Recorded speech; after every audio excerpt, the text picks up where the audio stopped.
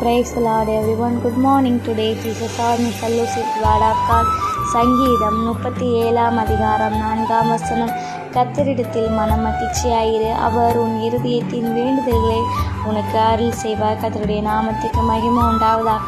இந்த காலை வேளையில் இந்த சத்தத்தை கேட்டு கொண்டு இருக்கிற தேவனுடைய பிள்ளைகளை அன்றைய கர்த்தர் சொல்கிறார், மனமகிழ்ச்சியாயிரு. இந்த நாளில் நீங்கள் என்ன நினைக்கிறீங்களோ உன் இருதயத்தின் வேண்டுதல்களே உனக்கு அருள் செய்வேன் என்று ஆண்டவர் சொல்லுகிறார். அது மட்டும் இல்லாமல் நிச்சயமாகவே முடிவுண்டு, நம்பிக்கை வீண் போகாதுன்னு சொல்லிட்டு வேதத்தில் சொல்லப்பட்டு இருக்கிறது. அதே போல் ஆண்டவரிடத்தில் நம்பிக்கையாக இருங்க, விசுவாசமாக இருங்க. கர்த்தர் உங்கள் இருதயத்தின் வேண்டுதல்களை இந்த நாளில் ஆண்டவர் நிறைவேற்ற போகிறார். அதனால் ஆண்டவரிடத்தில் மன மகிழ்ச்சியாக இருங்க.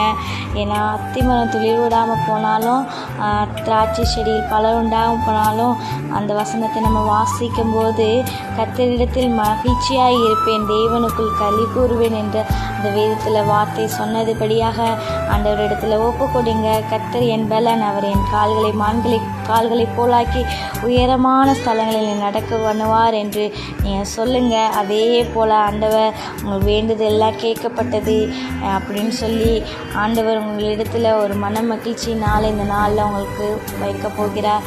கர்த்தர் தாமே இந்த வார்த்தையை கொண்டு உங்களை ஒவ்வொருவரையும் ஆசீர்வதிப்பாராக.